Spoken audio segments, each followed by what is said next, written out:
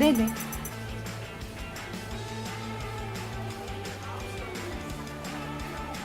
네, 알겠습니다. Ladies and gentlemen, our session is about to begin in 5 minutes. Please have a seat.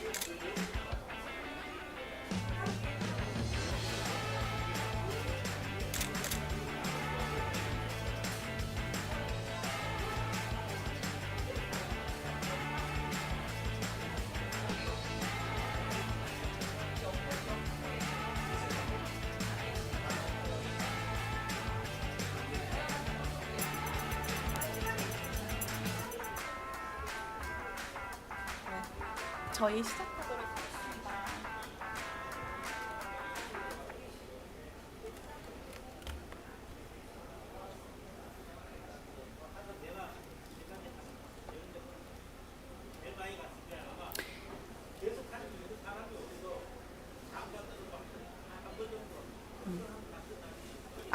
Microphone check, 1, 2.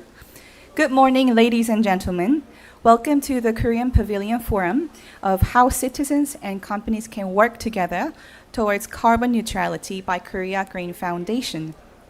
My name is Ha So-dam of K Green Foundation, in charge of International Affairs and ESG. Korea Green Foundation is the Korea's first environmental specialized in public utility foundation established in 2002. We set a milestone in the history of Korean environmental movement as the representative environmental organization and have evolved, keeping up with times. Like I mentioned earlier, the main topic of today is how citizens and companies can work together towards carbon neutrality, right? And the whole forum ends in the next 1.5 hours. Today's workshop will be divided into 2 sessions featuring 2 main speakers. There's a Q&A session followed by 2 presentations, and stay tuned until the last Q&A session. This forum is also being broadcast online. We welcome questions from online participants as well. Now, on to the opening remarks. Please allow me to introduce Mr. Choi Yoo. He's one of the pioneer members of environmental activists in South Korea, and also as a founder and chairman of Korea Green Foundation. And he was the Goldman Prize awardee in 1995. In Southeast Asia, he's also well known as Mr. Mangrove. So starting our opening session, we'll have Mr. Choi Yoo to the floor, and then hear about his opening remarks. 네, 앞으로 나와주시면 됩니다. 네, 읽어주시면 됩니다. 네, 여기서 해주시면 됩니다. 여러분 반갑습니다. 저는 기후변화 당사국 총회에 14번째 참석을 하고 있습니다. 92년 리우 환경회의, 그리고 97년 교토 의정서, 그리고 2015년 파리 기후총회를 포함해서 14번 다녀왔습니다. 좀 느낀 것은 초창기보다는 많은 사람들이 기후환경 문제에 대해서 관심을 가지고 있다고 생각합니다. 그렇지만 한계를 가지는 것은 우리가 관심을 가지는 것만큼 구체적인 행동, 그리고 개도국에 대한 지원, 이런 부분은 너무나 미약하다고 생각을 합니다. 특히 작년에 파키스탄에 대형 홍수가 나서 전체 국토의 3분의 1이 물에 잠기고 3천만 명 이상의 이재민이 생겼습니다. 또 그 피해도 천문학적인 피해였습니다. 그리고 이제는 개도국만이 아니라 미국이나 유럽도 기후 재난으로 우리가 생각하는 것 이상으로 피해를 많이 보고 있습니다. 작년 여름, 금년 여름 유럽은 폭염, 홍수, 산불, 3적으로 큰 피해를 봤습니다.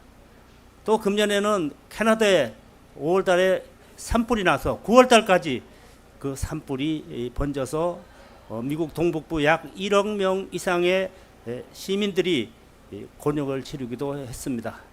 이렇게 보면은 이제는 기후 환경 문제는 우리가 행동이 따르지 않는 토론은 의미가 없다고 생각을 합니다.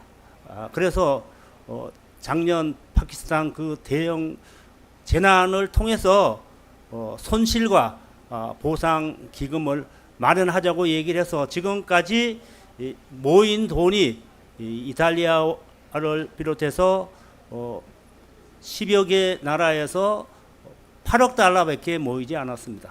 1년에 기후재난으로 인한 피해는 몇천억인데 우리가 이런 수준으로 가서는 저는 되지 않는다고 생각을 합니다.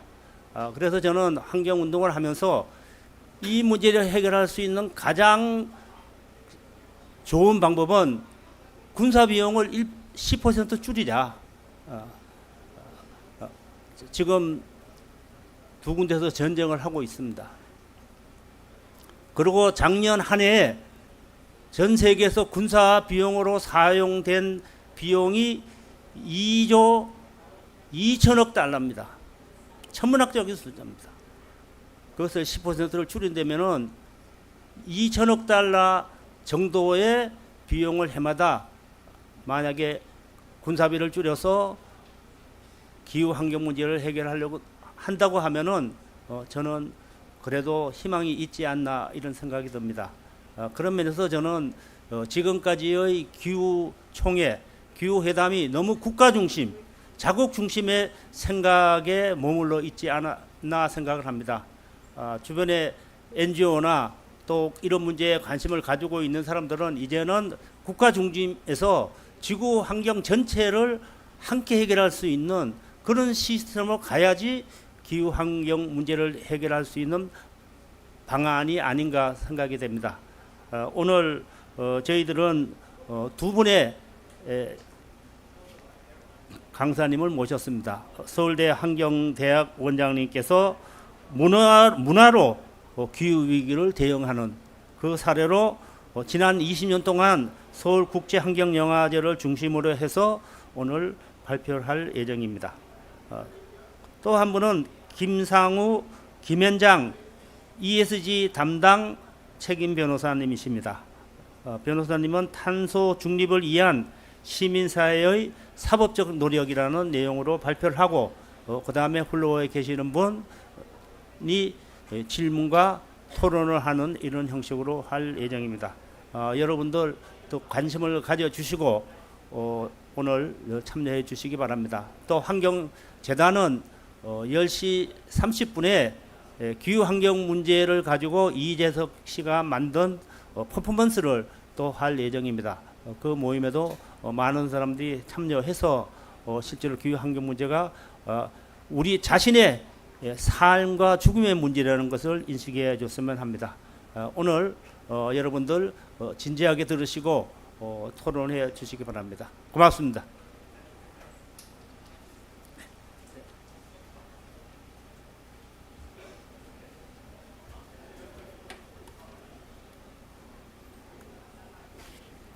Thank you for sharing your words, Mr. Choyu.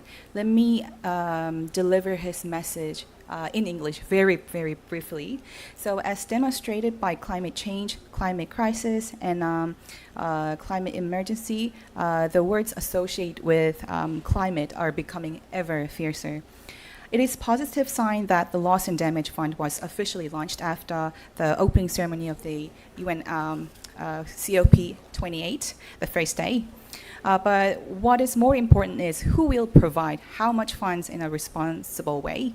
I suggest the war between Russia and Ukraine and the war between Israel and Hamas must be ended immediately.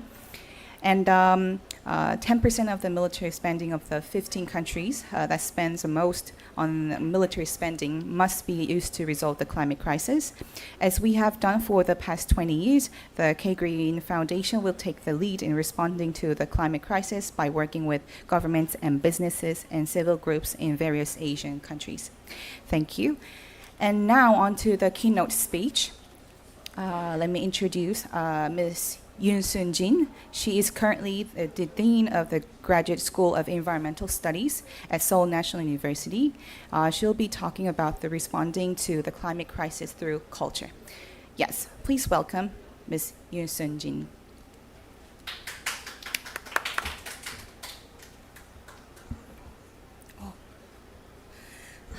Good morning at Dubai time, but I think maybe people joining this program through online Zoom, maybe in Korea. Good afternoon. Yeah, my name is Sun Jin-yoon. As was introduced, I'm currently Dean of Graduate School of Environmental Studies at Seoul National University. Actually, I was co-chairperson of 2050 Carbon Neutrality and Green Growth Committee. Yeah, today I want to say about our climate action through culture, because especially I will say about the Seoul International Environmental Film Festival, because this year is very special year, because SIF, I will say Seoul International Environmental Film Festival as a SIF. SIF became faced 20th anniversary, so it is very remarkable time in history. 이거 어디서 해요? 이걸로 하나? 예. Yeah. How was this summer? Maybe many people think this summer was very, very hot. Yeah. This summer was the hottest year since 1880s. So you can see the left side figure. It was published by NASA. And you can see there blue and red bars. The average temperature over here is from 1951 to 1980. And if the temperature is below that average, the temperature was expressed in blue bars. And over the average, it was expressed in red bars. And this year, 2023, the red bar was the longest, and the color is the very red. And here, the right side figure shows you how much it was hot in this summer. So you can see many months of this year shows ranked very hot months. I want to say about this figure. This figure shows you how hot in these days and how much CO2, maybe expressed in CO2 in all greenhouse gases has been emitted. So you can see the trend. It is rapidly increasing. So it shows you how serious the seriousness of climate change in current days. And this slide shows you some inequality between generations. Even though we are living in the same years, for example, 2020, the old people, his age is 7 years old. When he was born, it was around 1950. At that time, the temperature was very close to the average temperature, pre-industrial temperature. But recently, the temperature has increased. So his body expressed in red. But in case of a baby who was born in 2020, when he became 7 years old, at that time, the year is 2090. Maybe if we live like this, as it is, he or she will suffer very hot temperature. You can see there, maybe it is black like purple. So it shows you the intergenerational equity is not maintained. But how about the people's awareness? It shows you the citizens' awareness about climate change in South Korea. When he or she was asked how serious climate change crisis is, or does climate crisis affects your lives, maybe more than 90% people answer yes, very serious, or yeah, I feel it. But you know, among environmental problems, climate change does not rank number one environmental issue in Korea. Number one is waste issue, and second is climate change. But last year, there was a presidential election in Korea, and before that presidential election, KBS, Korea Broadcast Station, asked opinion poll survey, and the people were asked, can you enumerate 10 most important social agenda? You can see here, left side, climate change was not shown there. So people think climate change does not belong to 10 most important or serious problems. But in case of experts, they thought responding to climate change ranks number 1. So there is a big gap between the public and the expert. And it shows you the different or current status of climate awareness among countries. The top bar shows you the average of the global society, and I show you the South Korea blue box. So in case of South Korea, concerning the question, if individuals like me do not act now to combat climate change, we will be failing future generations. So the average response was 63%, but in case of South Korea, it was under the average. So, and in case of the another question, what do you think will be greater, the economic cost of measures to reduce climate change, or the economic cost of climate change itself, or do you think the cost is the same? So in case of Korea, maybe responding to climate change is much higher than climate change cost. So it means we need to go further. And this slide shows you 10 most important actions we need to take. It was provided by World Resource Institute. So this is the 10 important solutions to respond to climate change. And I made red boxes. That red box is about individual actions. So some actions need to be taken by the government, or some actions need to be taken by companies, or some actions can be taken by individuals. So for example, even though increased public transport, it is very important, number 6. But the institution should be arranged by the government, local government or central government. But the public needs to take that transportation option, mass transit. So it needs to go together. So in case of electronic vehicles, companies should develop electronic vehicles. But individuals need to buy those electronic vehicles to achieve carbon emission reduction through transportation mechanism. So it shows you the harmonized reaction to climate change of individuals with government and companies. And the left side, the title page slides come again. And the UNEP, United Nations Environmental Program, reported 10 ways you can be part of the climate solution.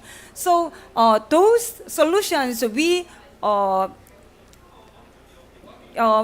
usually can hear. But I was very impressive about number 1 and number 2 solutions. Number 1 is spread the word. So we need to make voice, and the voice needs to be spread to our families and friends and relatives and our community. And the second one is keep the political pressure. So usually people just make a practice in their daily life, but we need to go further. Why? Some small numbers of people's action is not enough. All people should be changed. To do that, institutional arrangement is very important, and political action should be taken. And companies' work is very important. I usually make this kind of expression. money vote. There is two votes. One is political vote, another is economic vote or money vote. What kind of products we buy, it makes some changes in our market, and we can make companies' approach change. The changes in companies' approach. So we individuals, as a citizens, as consumers, take a big power in political arena and economic arena. So how about culture? I think we should change our culture or lifestyle. That gives a big impact on our action, behavior, and our awareness. In this context, I think Environmental Film Festival is very important. Environmental Film Festival includes social change and forming a community and environmental education. So, Environmental Film Festival can be a channel for environmental education by experiencing and by watching films. So, actually, this slide was made by my student Ji Hae-sung and with me, and Eco Cultural Festival or Environmental Film Festival is a kind of ecological cultural festival, and it has this kind of five nature: playful, non-routine, communal, ecological, and environmental education. And there are many environmental film festivals, and some research work was done. Actually, myself and my student Hae-sung Ji worked on the analysis of environmental film festivals' impact on our citizens concerning in terms of Seoul International Environmental Film Festival. Actually, there is a Green Film Festival Network. So Green Film Network, there are 34 film festivals joined. You can see here, maybe there is Korea and Japan, Asia, and mostly in Europe and South America, but not all the countries. But until now, 34 Environmental Film Festival joined the Green Film Festival Network. From now on, I will say about Seoul International Environmental Film Festival. Actually, this year, it became 20 anniversaries. And it was initiated in 2004. And you can see there, environment launched in 2004. The Seoul International Environmental Film Festival is held annually on June 5 to coincide with World Environment Day. So you can see many types of posters. I really like these posters. It conveys the main message of each year's Environmental Film Festival. And the focus is given to coexistence of the environment and humans through film, and discuss alternatives and practice for the future. So this is the 20 years achievement of SIF. So how many film entries? It is over 25,000, around 26,000 films was submitted, and total accumulated number entry countries, actually it is accumulated, so around maybe 1,600 countries. So each year, maybe I can show you the each year entry film and entry countries, and total cumulative number of screened film was around 2,000 films, and film screening around 2,000. And how many people watched films through this festival? It is over 2 million people. So this shows you the trend and each year's films and visitors. you can see the green bar, it is a number of films shown, and yellow bar is number of screenings, and brown or red line is number of spectators, visitors. So you can see a big jump in 2020. Why? We suffered from COVID-19. So actually, some disaster comes with not just bad side effect, but also there is good side effect. Because of under COVID-19 situation, they opened the films to the online system. So many people watch those films through online. So we can see the rapidly increasing number of people who watched films. And how about the number of entry film and countries? You can see the trend, increasing trend. So in case of this year, around about maybe 2,800, over 2,800, 833 films was submitted, and the number of the films belonged to was 126. So it is a big number. And CIF has given the grand prizes for international and Korean films. So actually, until 2007, there was no differentiation, just altogether one grand prize. But since 2008, twice, double. So international and Korea. So you can see the countries the film belong to is very diverse, not just one country. Korea, Mexico, UK, US, Ecuador, and Finland, Ireland, many countries. Films was submitted and got the grand prizes. So it means CIF's reputation is very high. And it was very interesting point. People not just watching films, but there were many programs for the public or visitors can be involved. Director's message, talk with the guest, echo talk, echo forum. So people can not just watching the film, and beyond watching film, there are many activities they can join. So you can see here green tier and audience panel and the cinema green team. Especially, I'm very interested in audience panel.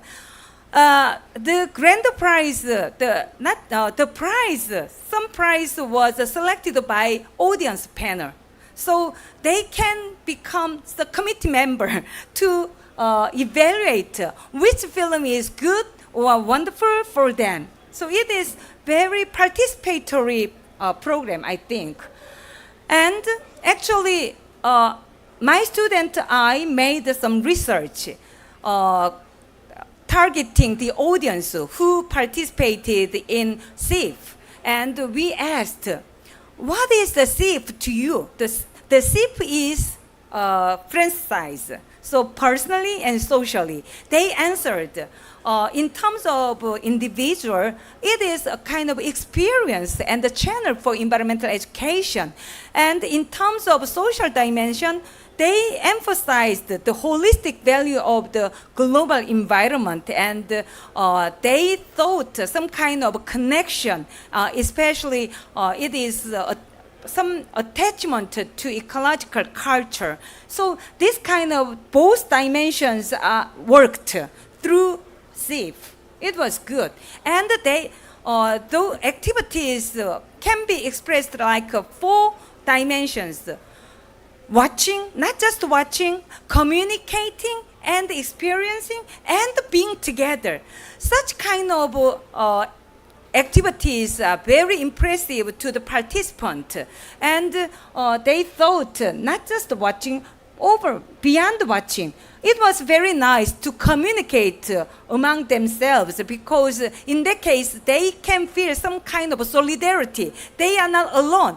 Wow, there are many people like me to work together to save our environment or to reduce greenhouse gas together.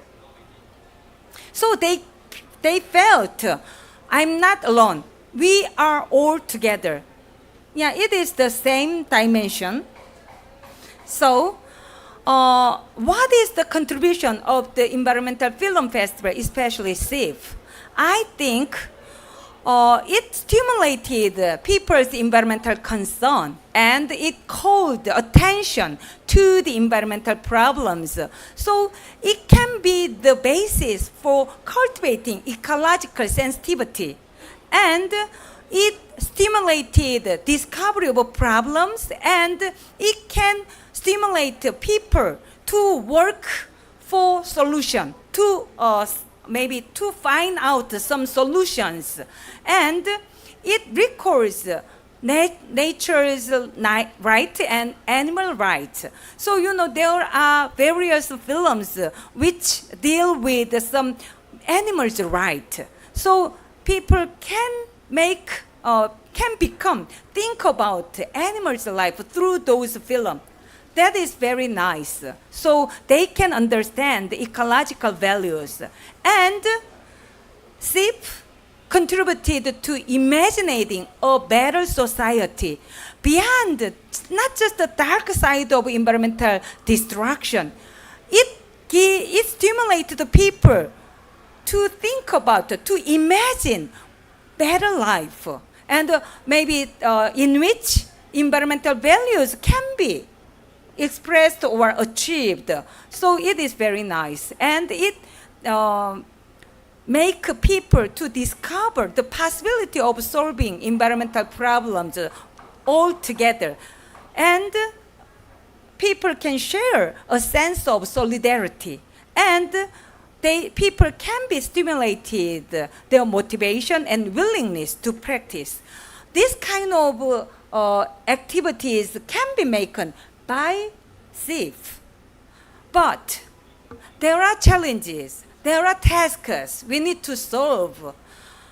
What? The first one is ensuring persistence. I think sustainability of SIF is very important because, you know, budget is always problematic. So budget persistence is necessary.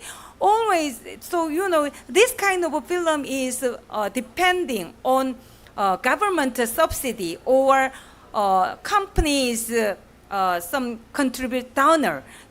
donation. So if there are no more donation or subsidy from the government and the companies, this kind of event cannot be sustained. That is very important part. Actually, you know, even though Green Film Festival Network has 34 environmental film festivals, maybe many festivals' scale is decreasing because it is very important.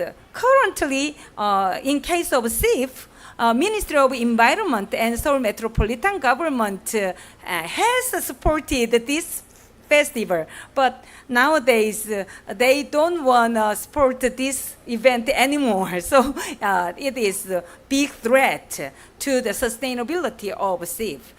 And the second one is to have more visitors. It is very important. So I think this festival is very nice.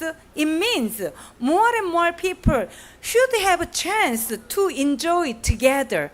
But even though the number of visitors has increased dramatically since 2020 because of COVID-19, still the number is not big enough. So we need to mobilize more people to be concerned about this festival and to join this event. So how can, maybe online system is good, or another one is local education office should have more concern about this event. It means we can ask more students to join this event. Finally, expanding the global and Asian network is also important. So, if we have more environmental films and if it is usually a general event, it means people can have more chances to experience the environmental films in their daily life all over the world. So taking joint action is very important to have more sustainability of this kind of event. Yeah, I think we should be climate citizens. We are all climate citizens, and starting with me, here and now, anyone, anywhere, anytime. It is a very essential message of my presentation. Thank you.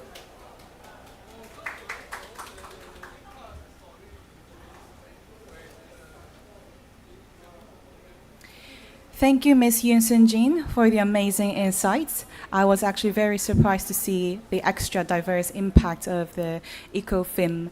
Going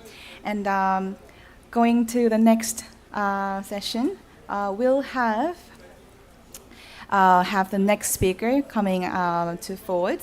Sang-woo Kim Sang-woo. Mr. Kim Sang-woo is an attorney at Kim & Jung, specializing in ESG, anti-corruption and compliance, and antitrust and competition, and corporate investigations, and so on.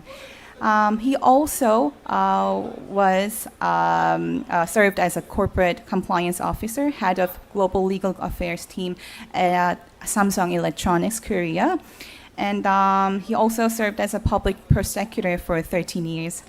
So he'll be talking about the legal approaches for carbon neutrality by civil society.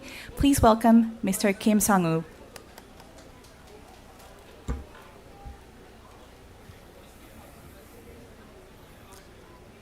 Good morning, ladies and gentlemen. First of all, I'd like to thank Chair 이사장님 and 이미경 대표님 그리고 Korea Green Foundation staff, 선우 부장님, particularly 하피디님. Thank you very much. Carbon neutrality is our duty that we must do to protect our precious planet for our next generations. In order to achieve carbon neutrality more efficiently, I believe that government agency, civic groups, and consumers and the companies must all cooperate together. To achieve this, many different efforts are required. Example of such efforts include the cultural efforts just introduced to you by Professor Yoon in our forum today, and the performance that will 이재석 소장이 will show in a moment. So the legal approach that I will talk about today is in some ways one of the most powerful methods, and in fact many civil groups are already using this approach. So in today's session, I'd like to first look at the overall trend of regarding ESG disputes, and then talk about the court decision, legal basis, litigation funding, lawsuit parties, and the conclusion in that order. So firstly, I summarized recent ESG trends in just one chart. As you can see here, various new laws for ESG regulations are being enacted, and various non-legal standards are also being created. And courts are issuing kind of favorable rulings on ESG one after another. Meanwhile, in many cases, victims of large environmental losses often don't have enough financial ability to lead large lawsuits against big global law firms, companies. So in these kind of cases, a business model is emerging that financially support plaintiffs to enable large-scale lawsuits. And if they win, they recover their investment from the compensation. And there is an increasing number of cases where NGOs and activists, in collaboration with these litigation fund sponsors, while strategic lawsuits against governments and large corporations. Therefore, it can be said that these various entities are influencing each other and increasing the overall level of ESG response through legal battles. When a civic group files a lawsuit with support of litigation funding sponsors, the company has no choice but to defend itself in court. And in the process, the company's level of ESG response naturally becomes public. Government agencies or international organizations enact various new laws and standards which become the basis for court decisions. Through rulings, the court imposes responsibility on companies to increase their ESG level. Even if the company wins the lawsuit, the company's ESG response level will naturally increase during the response process. 자, 혹시 포인트 있을까요?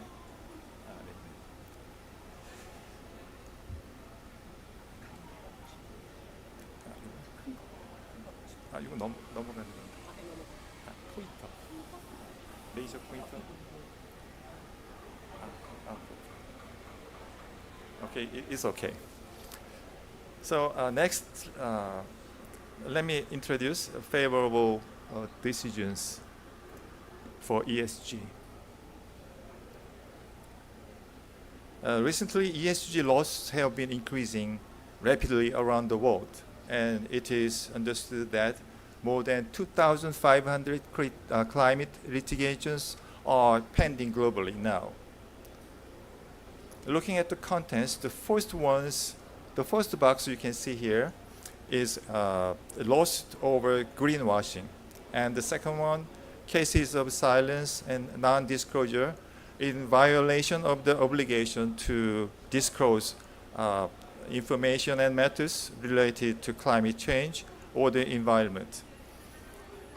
And the next one is about the cases, kind of misleading advertisement of the financial product, which promote that they're investing in ESG-related industry, but actually they are investing in fossil fuel businesses, and it is a violation of the consumer protection law, and many authorities are investigating and crack down the kind of business practice in many countries, including the United States and EU and other countries. And the prosecution of the parent company, as seen here, is a very, very important case from a legal point of view. This is because in traditional legal theories, the parent company's responsibility for the action of its subsidiaries was denied because the legal entities of the parent company and subsidiaries are different, which means they are different companies. But recently, the trend is changing. So the civil society and some progressive court is trying to hold the parent company liable for the acts of their subsidiaries. Because in many cases, subsidiaries are not so affluent in their fund to compensate the victim of the big cases. So it is very important to hold the parent company liable for the act of the subsidiaries. Lastly, this is also very, very important because it is one of the most powerful tools to enforce or push or encourage the company to act correctly, which means the holding individual directors directly responsible for damages. So far, in many cases, the civil society filed against the company, not the individual directors.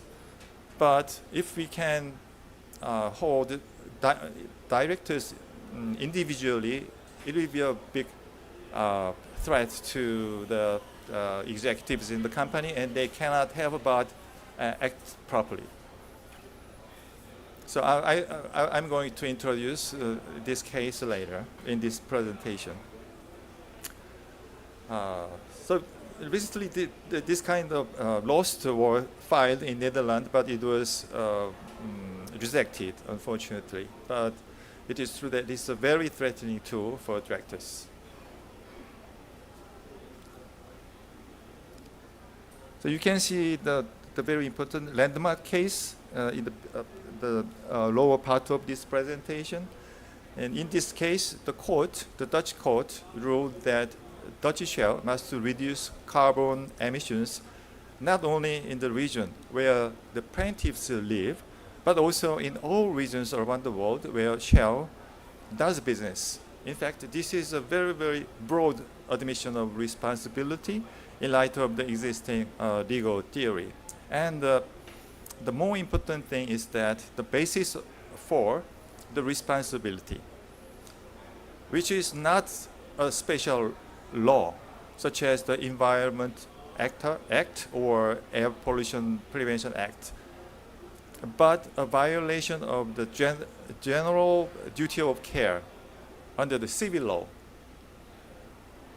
This duty of care is very, very broad and general, and most countries have that clause in their legal system. And its content is very abstract, which means that there's no specific thing to do. It just says that you must do your duty. But the court to hold the company liable based on this very general the clause under the civil law. So from the legal perspective, we can call it the landmark case in environmental legal history. Now, let me introduce about the diversification of the grounds for legal actions. So this slide is about the basis for increasingly diverse legal disputes. There are so many bases for legal dispute, and it is still increasing very rapidly. As you can see here, there are many different conventions, laws, and international standards, and they are still increasing. Some of these are legally binding, and some are not binding, but they are ultimately used as the basis for legal dispute, even though it is not legally binding. As the variety of laws, regulations, and international standards continues to increase, it can be said that the legal approaches are becoming more and more important.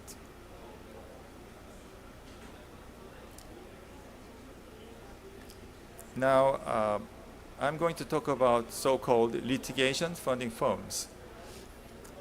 The litigation funding firm refers to a business model that supports initial litigation costs in large loss where the plaintiff does not have the financial ability to pursue the large lawsuit against global companies. In many cases, the plaintiffs in large environmental lawsuits are ordinary citizens, such as residents who have suffered damage from floods caused by mining company, or consumers who have suffered damage by purchasing anti-environmental products. In these large-scale cases, the amount of damages is huge, but it is very difficult for individual victims to file lawsuits against large international corporations. In this case, litigation funders enter into a litigation funding agreement with the plaintiff and provide initial funding for the lawsuit. And if the case is won or an amicable settlement is reached, the agreed amount of money is recovered from the compensation, and the profits are going to the investors, which is so-called litigation funding firms. It's a new emerging business model. What we should note here is that there may be cases where the plaintiff lost the case. Then how the funders, the investors, collect their investment money. But even in such cases, the investment cost is treated as a loss of the funders, and no additional burden is placed on the plaintiffs. There are many such companies around the world, especially in the United States and Europe. And although there are no limit about any type of lawsuit, they have recently established an ESG team with focus on ESG litigation. This is the typical big litigation firm which is doing business very actively in this market. So Omni Bridgeway is a global litigation funder listed in Australia since 2001 with approximately 2.5 billion US dollars of funds under management across the Americas, APAC, and Middle East area. So in the 2023 ESG report argues that class actions are considered to be ESG-themed investments as they improve access to justice, and such investments represent up to 26% of Omni Bridgeway's estimated portfolio value now.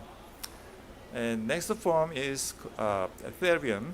It is a global litigation funder established in 2009 with approximately 1 billion of funds and the management across 5 continents. And it also says that to encourage ESG litigation, it engages in responsible investment and expects to see a rise in biodiversity litigation following the increase in climate-related legal action.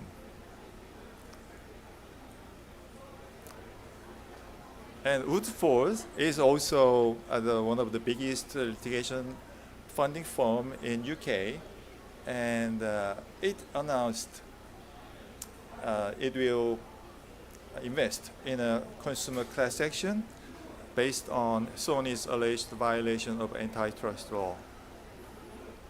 So it said Woodford's ESG team is dedicated to holding big business to account when corporate wrongdoing causes loss to consumers and other stakeholders. We are proud to support Alex Neils, is a consumer who bought the PlayStation, and helping deliver access to justice for millions of gamers.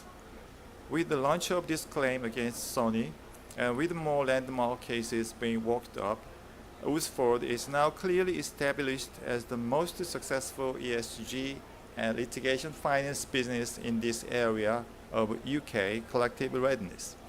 So without their support, Alex Neils, as an individual consumer who just bought one PlayStation game box, cannot file a lawsuit against the Sony, a big global company. So we can see what is the litigation funding firm's role here. And next one is who files ESG lawsuits. It is changed from the era. In the early stage, the plaintiffs are usually mainly NGOs or government, and now the scope is expanding, continue to expanding to individual victims, and also the ordinary citizens like consumers and even students, and they are mainly focusing on the human rights and climate disputes. And on the other hand, government was also the main party of the plaintiffs, but it is expanded to shareholders and investors. They are more interested in a dispute in the financial interest. So it is, you can see the recent change.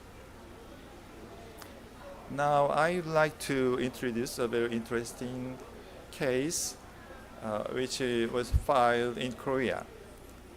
On March 13, 2020, 19 young activists filed a complaint in the South Korean Constitutional Court, alleging that the nation's climate change law violates their fundamental rights, including the right to live in a clean environment. South Korea's Framework Act on Low Carbon Green Growth, which was amended in December 2019, commits to reducing annual nationwide greenhouse gases to 536 million tons by 2030. It is a 24% cut from 2017. The petitioners argue that this target is insufficient to keep global warming below 2 degrees Celsius. And also they argue that the obligation to respond to climate change is derived from the Korean Constitution's guarantee of the right to a healthy environment, the obligation to prevent disasters, and the obligation to protect health and safety. They argue that the government have violated this obligation by failing to enact adequate and effective climate legislation, and that petitioners have a standing to challenge legislative omissions due to inadequate protection of environmental rights. So this is the photo of the plaintiff in 2020. So I believe these young students became, they were high school students when they filed this lawsuit, but I think they are already college students or maybe even graduated from the college. So you can see here the plaintiff, 19 young activists, and also the councils. And I'd like to emphasize that these councils are also very, very competent and sophisticated and experienced lawyers. They are not interested in money. I'm sorry, but like me. But they have the experience in big, large law firm, but they quit making money, and they went to this civil activities. So they represented these young activists, and it is still going on. And this case is my last part of my presentation, which is also very, very important. This case is shareholder derivative action, which claim to hold the directors responsible for the climate change directly, individually. In February 2023, the NGO client ours, which is, I believe they are participating in this event too. So they filed a case against the Shell's board of directors for failing to transition away from fossil fuels with sufficient urgency. And this marks the first ever case of its kind of seeking to hold corporate directors personally liable. Means that, let me add some expression a little more. As I told you just a moment ago, so far the litigation against the companies are really against the company, not against the directors or executives personal.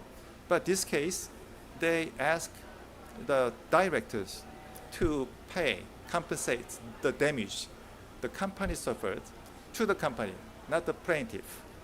So for the executives, it is a disaster. If they are verdicted to be liable for the damages, they will go bankrupt personally. So this is very scary for the executives. But as a lawyer, it is a little bit hard to win the case. But it is a new challenge for the plaintiff and the civil societies. Just try. Let's start this movement. So this action was based on the Dutch court ruling, which I introduced previously in May 2021, that Shell's climate change commitment was insufficient, and they have duty to reduce the carbon emission directly, globally around the world. So this action was based on that ruling. But unfortunately, from the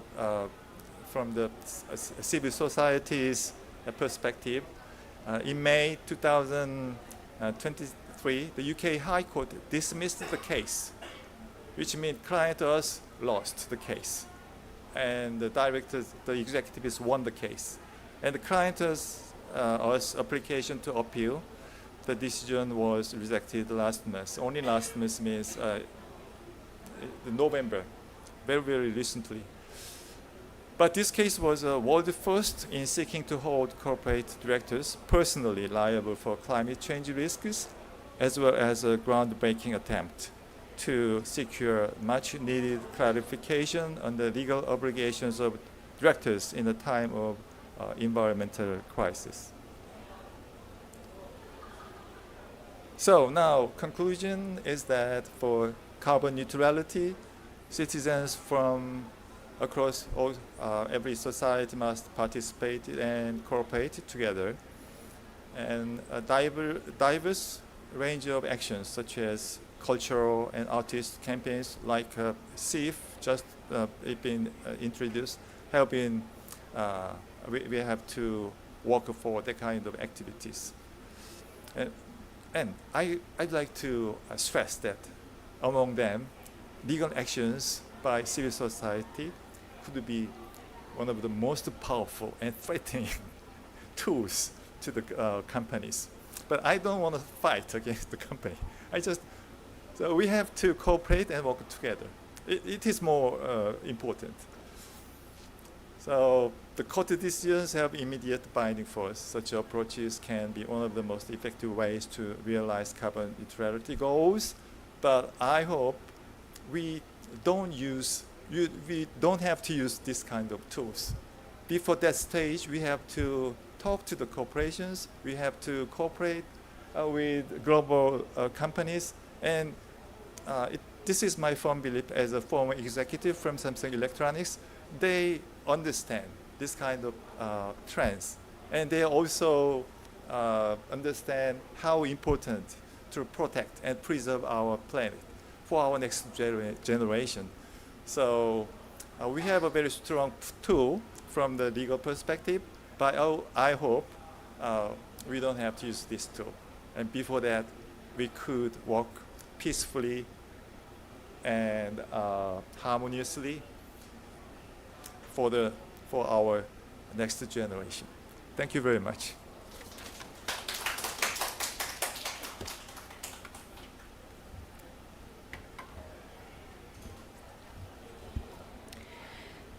Thank you, Mr. Kim Sung-woo, for sharing the most informative presentations with us. Actually, ESG litigations and climate lawsuits is not the easiest concept to talk about, but I'm actually very surprised to see there's more than 2,500 ESG climate-related litigations globally, and I have already have a bunch of questions that comes to my mind, and we would like to talk about it from now on, and I'll be asking the two of our speakers one or two questions each, and then we'll be ending our session. Yes.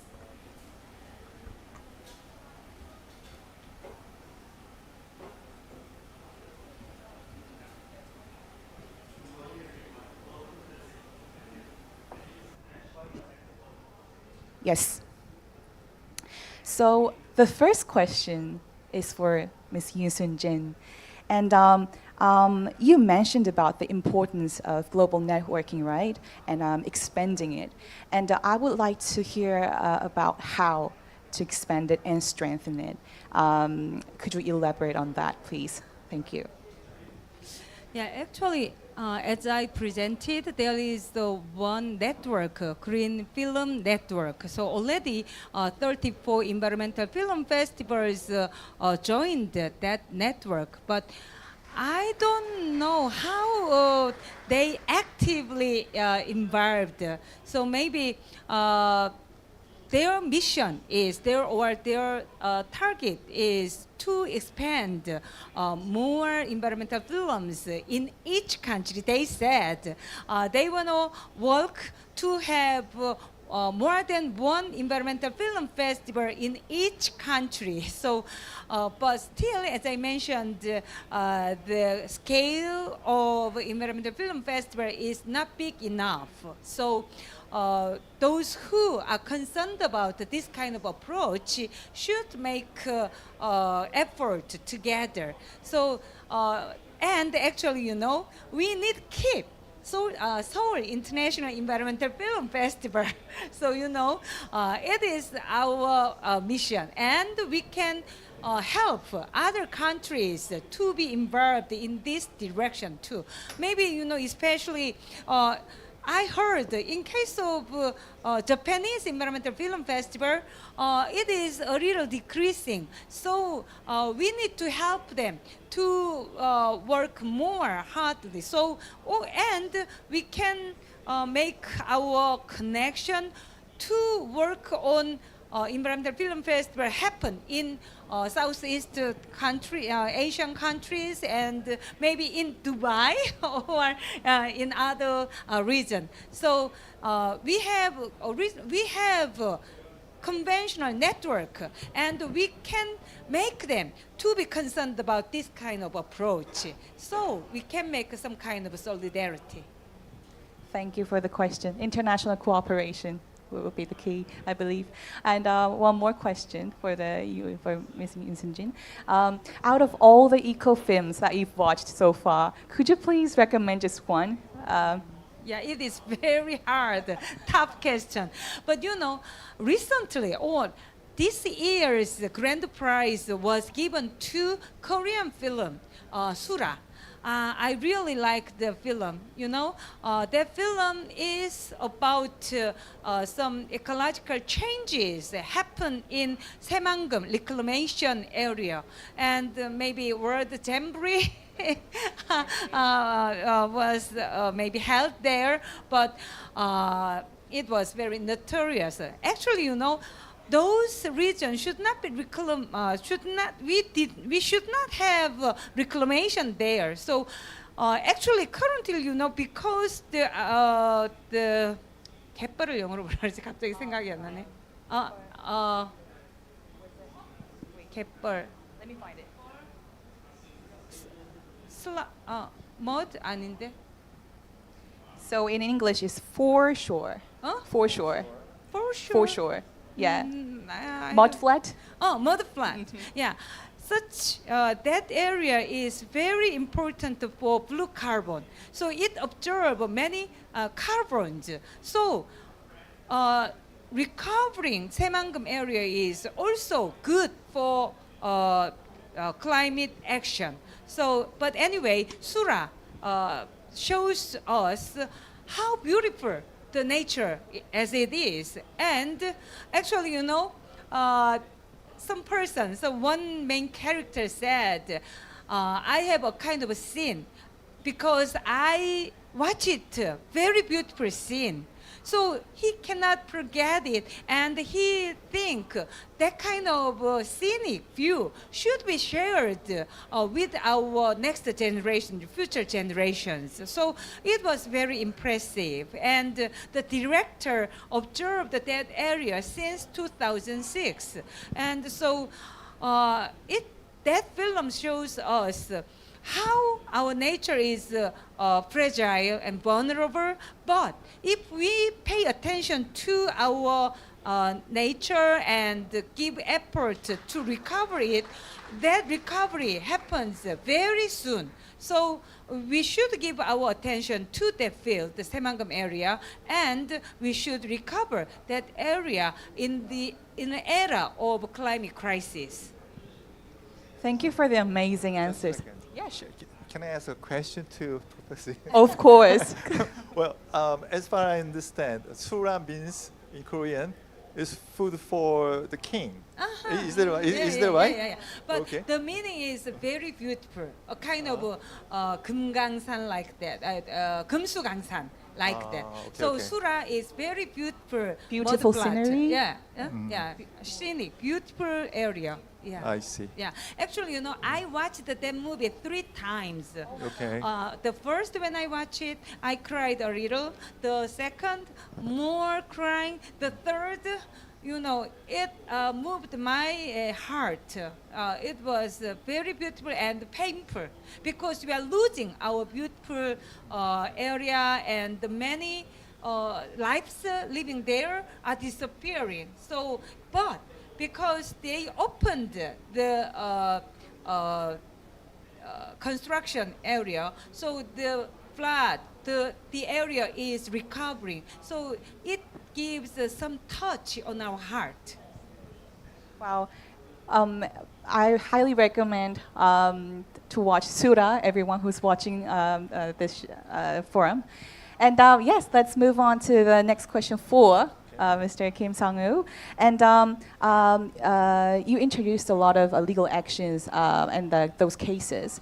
And I would like to know what are other legal actions that citizens can take besides the ESG litigations or lawsuits? Okay.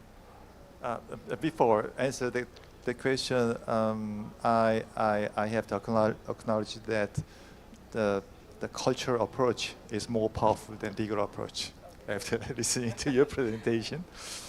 And about your question, other than the environmental litigations in ESG areas, of course there are many cases regarding other issues, including human rights and also labor issues. But currently, the litigation about environment is the most one. And the second one is the litigation about the human rights and labor issues. So in Korea, recently there were a case about, I guess it was against Hyundai Motors, maybe, in the United States. It was a class action filed by American consumers, not specific NGOs, but they claim that they suffer a damage by purchasing Hyundai cars. The companies which produce those cars violate the laborers in the United States. That is one of the examples that cases about not about environment, but about other issues in ESG area. And also, Samsung Electronics experienced some case in France. It is also about the labor issues. And it was filed by NGO called Sherpa, in the French activist. And they filed the criminal case against the Samsung Electronics for misleading consumers. They while violating the labor laws in Vietnam and in Korea, they argued that Samsung Electronics promote themselves as a very humanitarian company. So they argue it is misleading and it's a fraud and it's a crime. But it was dismissed eventually, but in the process, it was indicted in France. I mean, Samsung Electronics, before dismissed by the court. So during those couple of years, many foreign medias and newspapers paid much attention to the case, and it was a huge damage to our Samsung's brand reputation. I want to add one thing. Yeah. Do you know Greenpeace Yes, of made course. litigation because it is a constitutional litigation. The reason is our constitution does not ask our companies to disclose their climate information. So Okay. it violates people's property rights and especially investors' property rights. That's right, yeah. And because climate risk is investment risk, so such kind of information should be disclosed. Correct. And if we maybe have a more and more serious climate change, it violates people's right to pursue happiness. So they made the litigation, constitutional litigation, last September. Last September. Yeah, with the Okay. citizens Okay, around okay. maybe around more than 100 citizens and okay. Greenpeace I see. together. Thank you for the information. Yeah. Lovely. I have one final question for Kim Sang-woo, but before that, is there any question out from the floor? Do you? Alrighty. Yeah, due to the time limit, I think we should end this forum for now. Thank you so much for joining, and I'd like to thank our speakers. My pleasure. And thank you everyone who was watching online and offline. And yeah, this is the end. Thank you for joining. Yeah, thank you. Thank you very much. Thank you.